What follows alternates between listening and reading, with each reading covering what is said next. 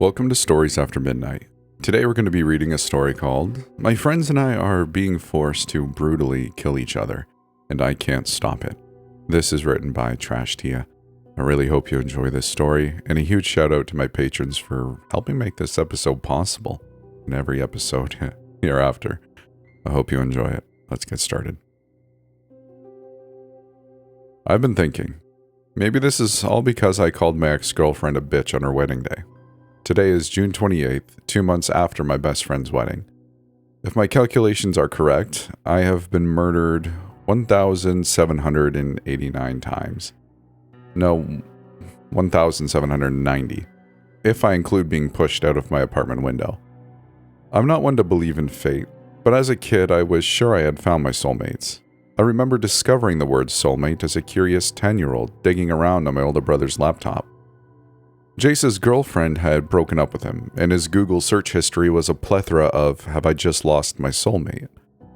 I didn't know the context of the breakup, but I knew it involved another girl. After spending days isolated in his room, Jace had fallen down a rabbit hole. He was looking into descriptions of his soulmate, even paying cash to get some scam to tell him their name. That person entangled with you is upset, and rightfully so, but that does not mean you can't make it right. You are in charge of your own destiny and can win them back. Follow the red ribbon of fate. Spoiler alert, that weird post was kind of bright. They're happily married with kids now. Anyway, this isn't about my brother's soulmate, this is about my friends. Like I said, they were my soulmates. When Dexter McIntyre ran up on me in the 4th grade with a red thread tangled around his thumb, I should have known better. "Your mom gave me this."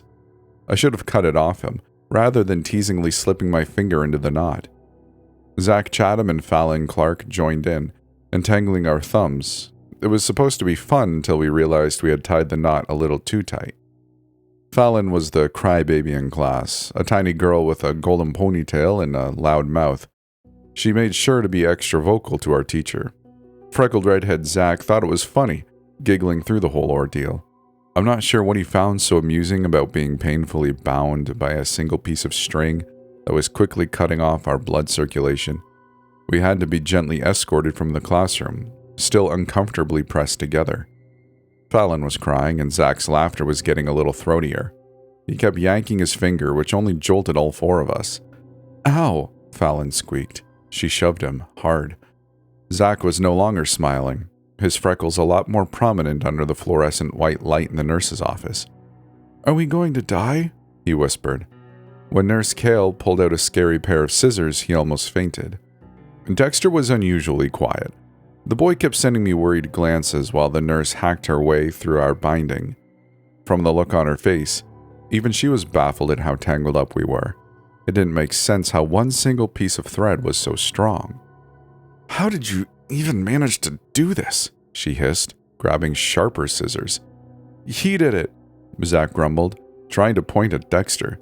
From his uncomfortable position pressed into my shoulder, though, he just manically flailed his free hand. "I didn't tell you to join in," Dexter snapped back. "You're a stupidhead for sticking your finger in the knot." "I am not," Zach spat. "You started it." "Mr. McIntyre, don't be rude," the nurse sighed. "Apologize to your friend." "Bird isn't my friend." I could tell the nurse was growing impatient. "Zach, please don't use that name. Dexter, say sorry." "Sorry," Dexter muttered under his breath. "I can't hear him," Zach said matter-of-factly. "I said sorry." "Thank you." The nurse smiled and cut us loose with one single snip. She left to get juice boxes, and for a moment the 4 of us were in stunned silence. It was Zach who started laughing first, then Fallon joined in, giggling. His laughter was contagious. Dexter was smirking, and I was trying really hard to stubbornly stay quiet. Instead of laughing, I picked up the red thread that had been severed from our fingers, dangling it in Dexter's face. "It's magic," I whispered. "Why else would it only come apart when you apologized?" The boy snatched it off of me, still trying to hide his grin. "I'll get rid of it," he said with a nervous laugh, inching towards the trash can. But I definitely saw him slip it into his jeans pocket. I only knew Dexter from his nickname. The other kids called him Bird because his shabby dark hair resembled a bird's nest. I was vaguely aware of his family situation. His mother left him, running off with a college boy, and his father was an alcoholic. Dexter came to school wearing dirty clothes and smelling of stale urine, his hair growing out into a greasy, knotted mess. The other parents would always tut and whisper when he passed them, not so subtly pulling their children close to them like he was diseased. Mom told me not to go near him or I'd catch lice. In the winter, Dexter would arrive with no coat and minus temperatures. His shoes had gnawing holes through the soles, and I could see his bright red toes poking through. Still, Dexter never lost his smile. He wasn't an outcast among the class, even if his parents highly disapproved of us associating with him. Dexter McIntyre lived in his own bubble, where he could make jokes and hope kids wouldn't turn on him. So far, it was working. After the red thread incident, we got to know him a lot better. And suddenly, Bird was actually Dexter McIntyre, whose biggest fear was becoming his father. He liked chocolate milkshakes and Zelda and hated being alone. I remember first stepping inside his place, exchanging confused glances with Fallon and Zach. The hallway was real white marble. When I was greeted to a chandelier, a suited man insisted on taking my coat. I burst out laughing. The house was huge. It had 4 bathrooms. Dexter's house was bigger than mine. I marveled at the architecture, a mix of modern and ancient. There were 2 kitchens, one upstairs and one on the ground floor. Obviously, there was a noticeable mess, even with a maid, who greeted Dexter with a kiss on the forehead. She ruffled his hair, complaining of its length. Ignoring the beer cans littered everywhere, dirty plates and pizza boxes piled up in the kitchen, I ran up to the refrigerator and yanked it open, pulling out 4 cans of soda. Dex was trying to hide small white baggies on the countertop. It's candy," he said, hurriedly dumping them in the trash. My friend's house was not what I was expecting. The boy's parents were rich. Like, rich. It was just his dad who was failing with the basic parenting. Dex had a bedroom with 2 spare ones he used for video games and watching TV. His bedroom was full of clothes and new shoes, which confused me. I picked up a pair of $90 trainers, with the tag still attached. Dexter had a whole closet full of clothes. He had holes in his shoes and wore the same shirt and jeans. Fallon asked him why he always wore the same clothes, her expression twisting with worry. Zach was bouncing on his bed and I was transfixed on his bookshelf. Dexter shrugged at her question and said, "I'm not allowed." I watched him pick up a brand new shirt, flinging it across the room. "I'm not allowed to wear anything my mom bought me." Zach opened his mouth to speak and Fallon nudged him. Instead of asking questions we really wanted answering, the 4 of us played Zelda until Dexter's father came home, called us a bad word, and immediately crashed on the couch. When I told Mom I had been inside Dexter McIntyre's house, she didn't get mad. In fact, my mother was only vocal about Dexter's lack of hygiene in front of the other moms. When I was eating breakfast, she slipped a note in my hand, stroking my ponytail. "Can you make sure to give this to Dexter McIntyre today, darling?" I nodded, but I had plans to trash the note. I knew what it was going to say. Stay away from my daughter. I did peek at it, though. I was curious. "Dexter, darling, would you like to come for dinner on Saturday night? I was wondering if you would like me to give you a haircut. You can say no, sweetie. Also, please find enclosed $10 to get yourself some lunch. Mrs. Lee." Underneath its smaller writing, she had scrawled the children's crisis number. Crumpling up the note, my cheeks were burning. I had seriously misunderstood my mother. I gave it to Dexter, and after skimming through it, he started crying. Zach comforted him with his DS, Fallon squeezing us all into a hug sandwich. Dex did eventually come for a haircut. Not on that Saturday, though. Instead, Dexter came for burgers and s'mores. The following weekend, Dexter McIntyre sat in my kitchen, with a towel wrapped around him, while my mother washed his hair and then cut it into an easily manageable style. Zach told Mom about the clothing situation, so she went out and bought him new clothes. I think Dexter had been brainwashed by his father that his mother was the devil incarnate. He wore the new clothes with no problem. As long as Dex's mother had not paid for them, his father didn't say anything. I wanted him far away from that house, so I invited him to hang out every day. Rain or shine or snow, I made sure Dexter was by my side. And the rest was history. I don't remember officially becoming friends with them, or even making it official. Like all childhood friendships, it just happened. It feels like we were friends before we were even born. That invisible red ribbon binding us together, for better or worse. What I didn't expect was to develop a crush on a certain member. I hid my feelings, though. We were 11 years old, already confused and finding ourselves. Dexter and Fallon shared a moment at the summer fair. Zach and I didn't even find out until a month later, when it was clear the two of them were growing closer. I caught them awkwardly holding hands, and they both went tomato red. Dex nudged the girl out of the way. "Oh, we're not a thing," he grumbled. "Fallon is too stupid. I have standards." Ever since getting a haircut, finding his own style, and being labeled as cute by the other girls in class, Dexter thought he was the next River Phoenix. Fallon's eyes filled with tears, but she nodded, sniffling. "Yeah, Dex is disgusting." I shot Zach a grin, who in turn stuck his tongue out and threw the candy he'd been eating in my face. Turning 12 years old, Fallon and Dex no longer tried to hide their little thing.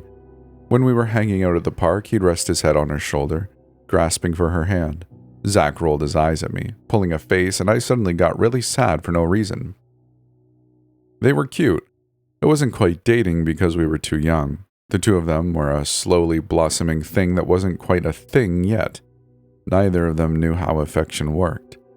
They broke up over a tuna sandwich before rekindling a day later at school. But I saw the way he looked at her. His smile was warm and pretty, and she was glowing. Dex was Fallon's soulmate. But my gut ached. Was I sick? Did I have a fever? Why were my cheeks so red? I started to hate myself, angry at myself for having feelings. I wasn't expecting to get butterflies for Fallon Clark or her stupid blonde ponytail. Our friendship was short-lived, however. It was small and barely lasted a few years, but somehow it was special enough for us to want to cling on to it. Dad announced we were moving to New York just after my 13th birthday. I was officially a teenage dirtbag, and this was my present. Initially, I stayed for quite a while. Mom said we had 2 weeks before the move and I should say my goodbyes. Though the hot topic in class was us becoming high schoolers, it felt wrong to ruin their excitement. Zach had grown way taller and was hanging out with a new group of friends. Fallon and Dex were officially dating, but Fallon and I were also hanging out privately. It was one stupid kiss at a slumber party. Fallon said it was a joke, but she also said she kind of maybe liked it. It was a mess. A big middle school love triangle mess. Still, though, the four of us rode our bikes to the lake during weekends, and it was awkward. Not the same. I felt it in the air, as well as inside my gut. We weren't kids anymore. Now that we were older, we didn't want to play or search for buried treasure. Fallon preferred to tan under the sun's glare, and Dexter brought a book to read. Zach was comedic relief, thankfully, making jokes and telling creepypastas. I couldn't hide my smoldering cheeks, and Dexter was all but a clueless boyfriend with puppy dog eyes. So, I guess moving away was a blessing in disguise. I did eventually tell them over ice cream, my voice wobbling. We hugged and cried and maybe got a little tipsy on Zach's father's pricey wine. They were my first real friends, regardless of how triangled we were, and I was already being pulled away from them. Fallon. I was being pulled away from the girl I could not stop thinking about. The day before I left for New York, Dex strode directly into my house and kidnapped me from my bed at 6 a.m. It was a school day.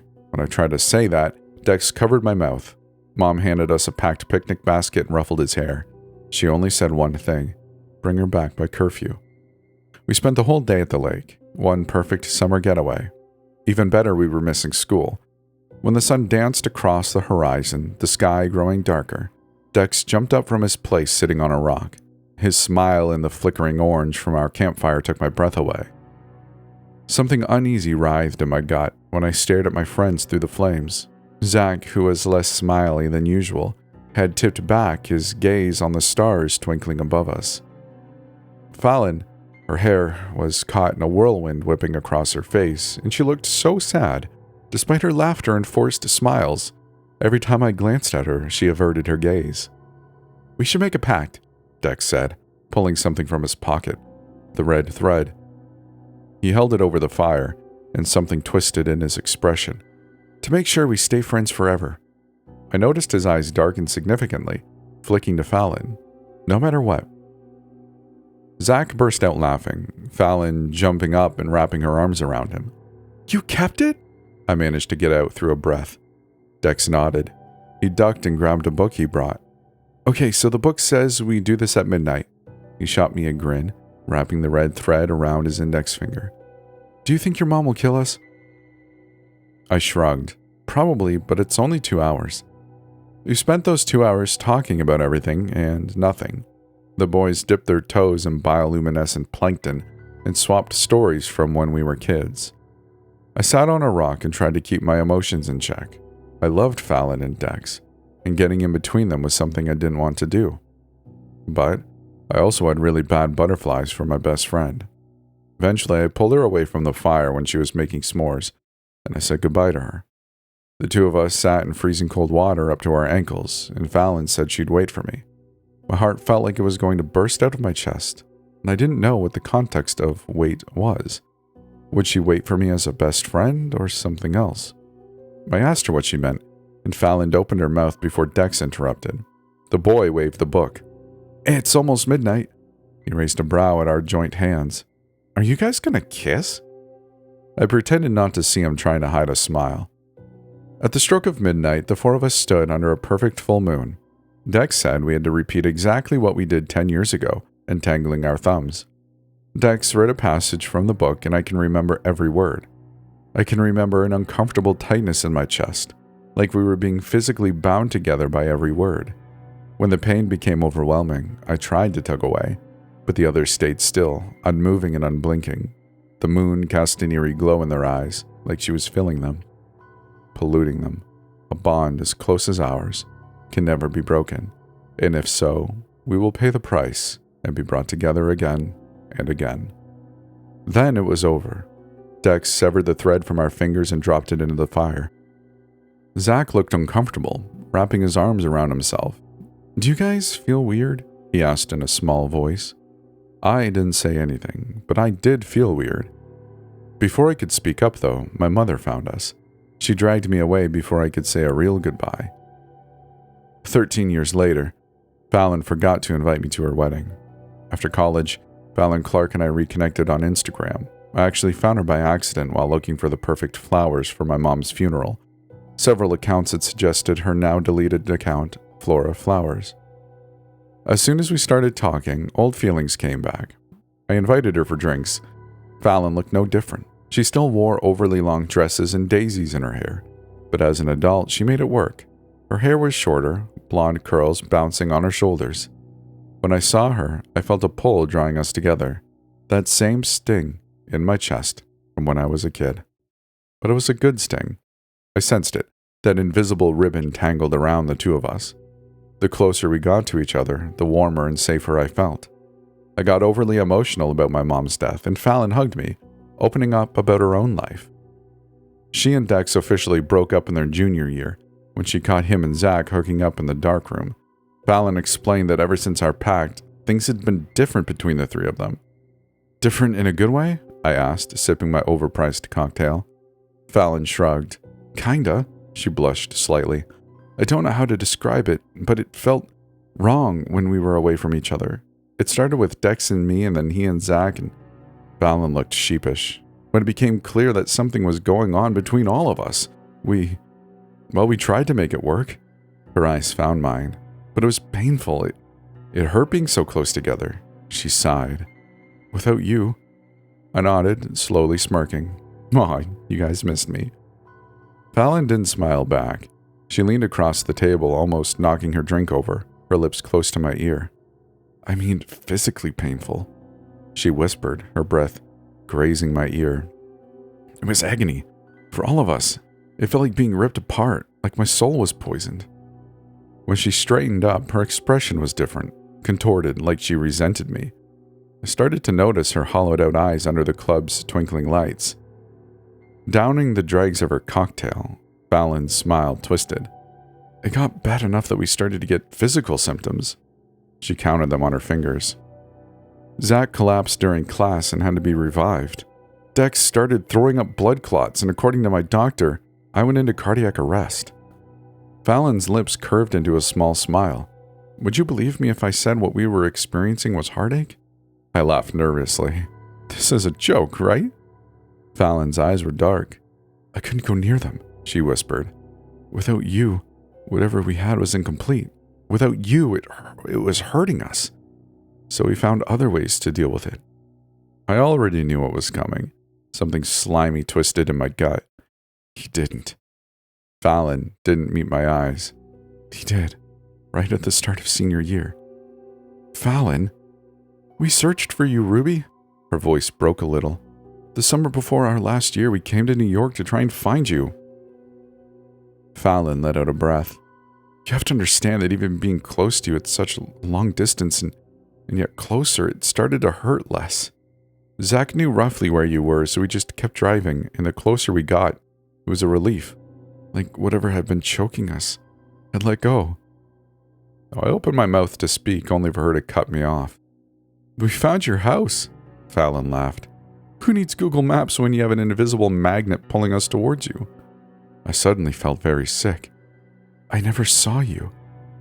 Fallon traced her finger around the rim of her glass. Well, yeah, she said bitterly.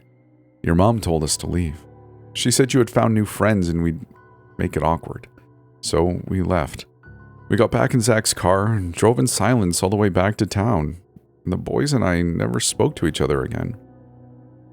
I had a hard time finding my words before she reached for my hand. And yet here you are. Fallon's lip twitched. Should we try finding Zach? I found my breath. Probably not a good idea. I'm not fully aware of the details of that night. I just know that Fallon and I became an actual thing. It did hurt at first. Without the boys, I understood what she meant, but we got used to it. It just meant we had to space out our time together. During the day was particularly painful, enough to convince me I was dying. So, we used the night instead. Then Fallon disappeared. No note, explanation, or even a text. And then it started to hurt. For the first few days, it felt like the flu. Then I started losing my breath.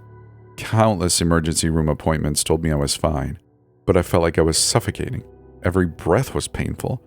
My heart ached in a way I couldn't understand, and when I started heaving up blood, I tried to contact Fallon, and no such luck.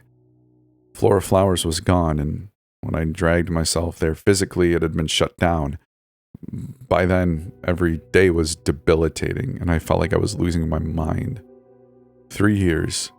3 years of inhalers, agony, and contemplating suicide. I caught the announcement on Facebook of all places. I don't even go on Facebook. I was trying to find an employer from my bar job, and my mutual friend had commented on this post. Congratulations, Fallon and Sarah. Choking up blood was now a daily occurrence. Skimming through the post, I swiped at my wet lips. Sarah Kingsland, 26 years old. According to her profile, Sarah was a squeaky clean girly girl who said things like, "Okie." Her whole profile was Fallon. Sarah's latest post made me feel nauseous. Today I am marrying my soulmate. Underneath to my confusion and anger was Zach's comment. The Zach Fallon had supposedly cut contact with and never spoken to again. Can't wait, I'm definitely going to cry. Love you, Fal. I saw red. I'm not proud of what I did next, but you have to understand, I'm not the asshole in this. I turned up at my ex-girlfriend's wedding wearing the best dress I could find. I was breathless, furious, and maybe a little drunk. I missed the ceremony itself. I was turned away without an invite, but just as I was leaving, I felt it. A sharp pull, a tightening in my chest that physically twisted me around. Cheering caught me off guard. Confetti was being thrown in a whirlwind. I saw Sarah first, dressed in light pink. She was beautiful. Surrounded by friends and family who were not me, I watched Phelan Clark emerge through the door wearing a wide smile, draped in a breathtaking white dress that flowed like liquid silk. Her hair was longer, almost to her stomach, braided with flowers. She really did get that Rapunzel-style wedding. It was hard not to notice how ghastly white she was, like she was being drained, but her smile was real, not the strained grin she gave me years ago, full of pain. Fallon was happy, watched her kiss Sarah, her new wife scooping her up, making her squeal with laughter. When she threw her bouquet into the small crowd, I bit back that relentless pain, straining my chest. I made peace with my old friend being happy and no longer part of my life. I could ignore that squeezing in my chest and move on with my life without her, as long as I distanced myself as much as possible. I started to walk away until I saw who caught the bouquet. Dexter McIntyre, 25 years old. He was still ruggedly handsome with a matured face and a scruffy, artsy look that screamed pretentious film student. The dark shadows under his eyes were prominent, highlighting darker, hollowed-out punctures I barely recognized. Dressed in a white shirt and casual jeans, with a pair of Ray-Bans sitting on his disheveled brown curls, he was so Dex, my eyes were already stinging. Bird had come a long way from his middle school nickname. Dex held up the bouquet with a laugh, waving to Fallon, who cheered. At that particular moment, I didn't want to acknowledge his loose shirt collar or the way he was slightly off balance. I was too busy scanning for another familiar face. There, Zach Chatham was further away from Dex. His style was less casual, khaki pants and a suit jacket, a Polaroid camera hanging around his neck. With his mop of dark red hair and freckles, he looked like he had stepped out of a vintage photograph, a touch of nostalgia mixed with pretentious charm. Seeing Zach, regardless of how mad I was somehow a comfort. I had missed him. My ex-best friends stood at a reasonable distance apart in the crowd, intentionally ignoring each other's presence. Before I could stop myself, I was already striding towards them. Fallon met me halfway in 3 heel clacks. "You bitch," I said before I could stop myself. The crowd around us started to murmur in surprise. "Ruby," her voice was a low hiss. "Don't do this now." I didn't want to hurt her, but she had hurt me. Even worse, she had left me with no breath for 3 damn years. "You invited the guys," was all I could choke out, gesturing to the boys. Zach looked awkward, and Dex had the nerve to roll his eyes. I ignored the crowd erupting into murmurs. Fallon's wife stepped forward, but my friend gently shoved her back. "But not me? Are you serious right now?" I was getting more confident, more angry, until it was hysterical, spluttering on a cough. "You left me for 3 years with no explanation in this state," I gritted through my teeth. "And now you're married to someone I don't even know?" "Don't start this now." Fallon's cheeks were growing paler, and I wondered if I was the culprit. I was standing too close, an all too familiar pang in my chest. Her eyes pleaded with me, but I was past reasoning with her. I felt like I was drowning. Fallon didn't speak to me, but she did tell Dex, who was hovering over us, to take care of it. That was the nail in the already shattered coffin. I slapped her, and somehow I was the one who felt the sting. "Take care of me?" I spat. "Like a dog?" "Not the time, Ruby," Dex sang in my ear, his breath tickling my cheek. He reeked of alcohol. With him close, that pull was back, forcing us together. "Didn't you say Dex was dead?" I spluttered. Dex's eyes darkened. He folded his arms. "So you did meet up with her?" "I told Ruby you were drinking," Fallon snapped. "Which you are." He pulled a face. "Some friend you are." Dex's hand wrapped around my arm to pull me away, and I shoved him back. "We are not friends." His laugh caught me off guard. "Good." He was definitely slurring his words. "You put us through hell for 15 years and you think we're friends?" Dex snorted and it came out. All of that pain and anger he'd been suppressing. "Your psycho mother told us to screw off when we needed help, and you couldn't answer one measly letter?" "I didn't get any letters," I said through gritted teeth. For a second, Dex looked confused before he rolled his eyes. "Oh, you didn't get one letter? Not even a text? In the 15 years we were apart, you never got one damn inkling we were in pain? That we needed you?" I felt my body jolt when he stepped closer. From the strain in his eyes, Dex had felt that pull too.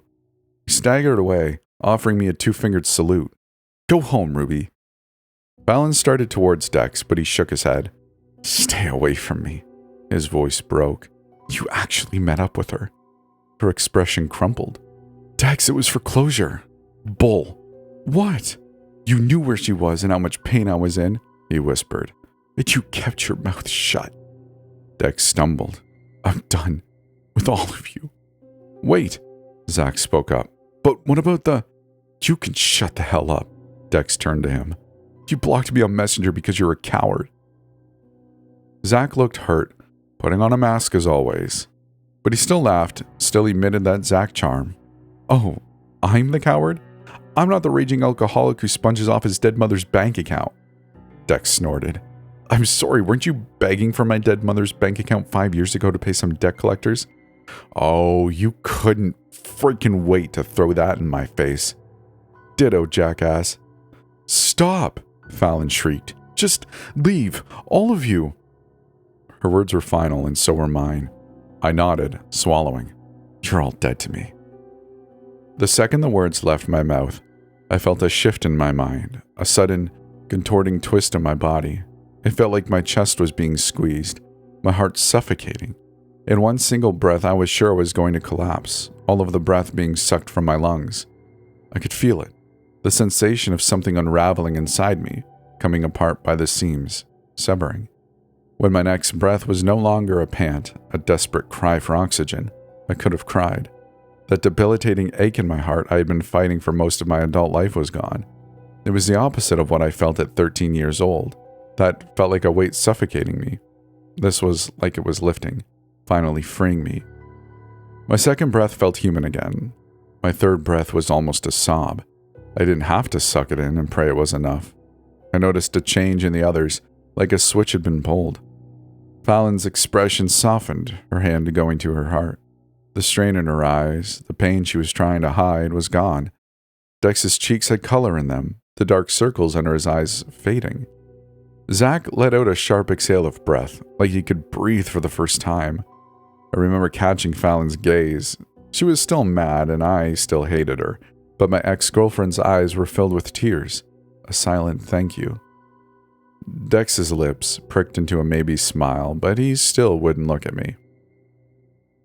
I loved Fallon, but part of me also resented her. I was pretty sure she was my soulmate, red string binding us together, or not. But sometimes it was better to just let go. We were adults with our own lives. We didn't fit together anymore, and that was okay. When Zach's camera hit the ground suddenly, splintering on impact, I barely noticed. I was completely at peace with myself, caught in a whirlwind of emotions. But in the corner of my eye, the guy ignored his camera. Instead of checking if it was broken, Zach picked up a glass of champagne from a server's tray and shattered it against his own head. Something slimy crept up my throat because his smile wasn't wavering. In fact, Zach's grin only widened when he stabbed Dex straight through his arm. It took half a second for my mind to register the blood seeping down his temples and blooming through Dex's shirt. Screams erupted around us, but to my confusion, Dex wasn't reacting like he was confused or hurt. Whatever affected Zach had caught him.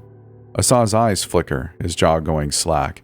Twisting around, he dropped into a half-crouch and scooped up a broken shard of glass. I was paralyzed suddenly, time coming to a confusing halt. It was the light in his glazed-over eyes that terrified me. Ruby! Fallon was grasping my shoulders, but I shoved her away. Ruby, we need to go. I couldn't stop staring at him, entranced, as if hypnotized. I was transfixed by the cavernous emptiness in Dex's expression as he stepped forward and plunged the shard through Zach's skull. I partially snapped out of it when blood splattered like confetti.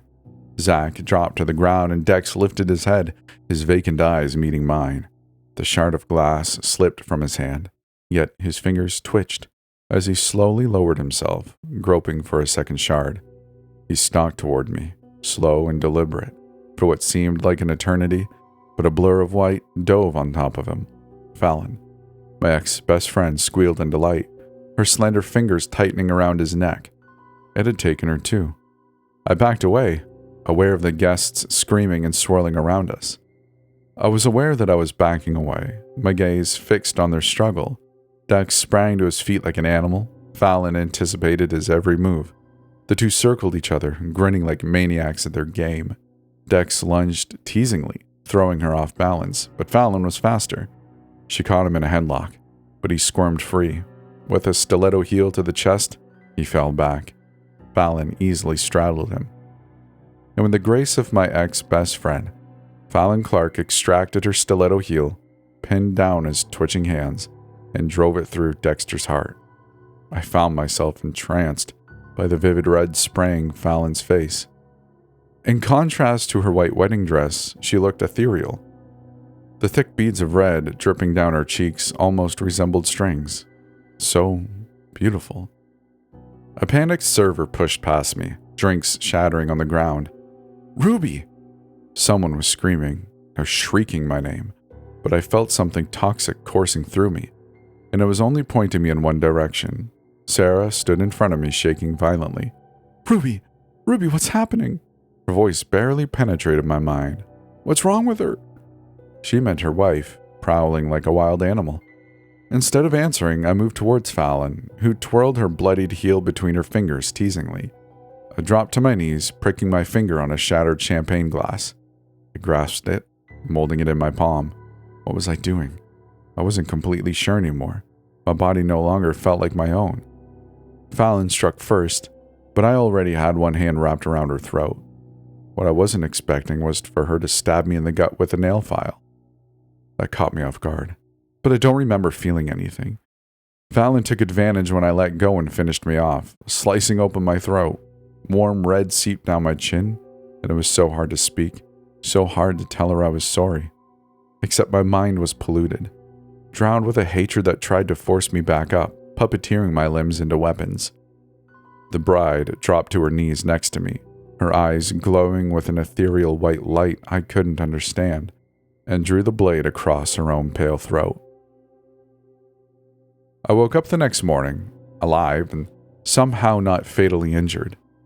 Fallon's wedding could be explained, kind of. According to the town, it was a mass hysteria event caused by a gas leak. I thought that too, until the bride herself turned up at my apartment and stuck a carving knife through my heart. Since my first murder, every day has been a hunt. My purpose on this earth, from the moment I wake up in the morning, is to kill them. On Monday, Dex drowned me in my pool. Tuesday, Fallon shot me in the back of the head. Wednesday, Zach stabbed me straight through the heart. Whatever this thing is, it has turned me into a murderer, and strangely, I enjoy it, both my own despair and theirs. I've become accustomed to squeezing the bloodied pulp of their hearts between my fists. I know the exact weight of them. Zach's heart is weaker. Dex is cold, and so cold I struggle to hold it. Fallon's is the smallest, easier to pulverize between my fingers, and somehow this thing makes me like it.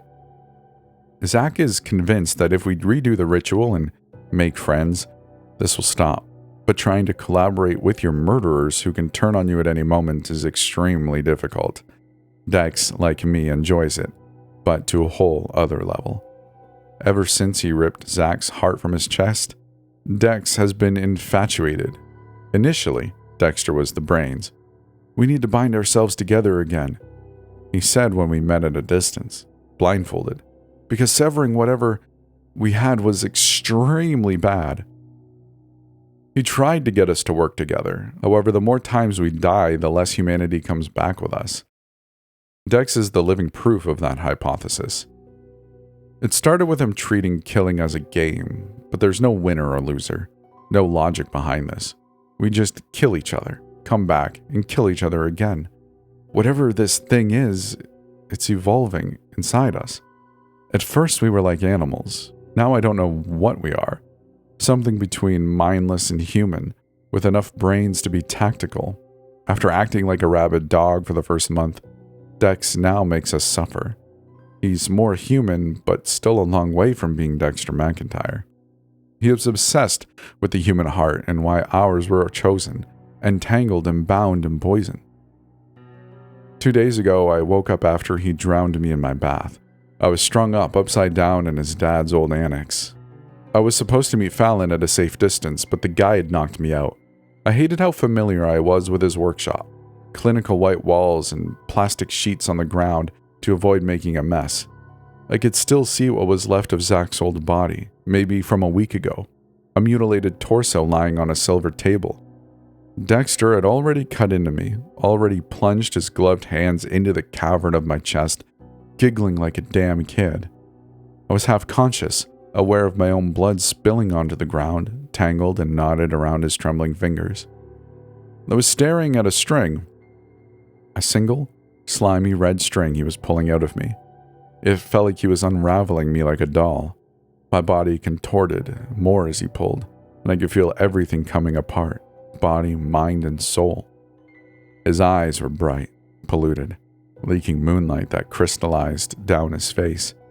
It was like there was a crack inside him, splintering. When the string caught inside me, my vision went black. I woke up this morning at home, alive but with a little less humanity. I'm too scared to go outside, too scared to open my door. It's like a never-ending game of hide and seek. We are soldiers following the orders of our 10-year-old selves. We broke the pact, and those little brats are making us pay. I guess we really are best friends forever. The mail came this morning. No name, no note.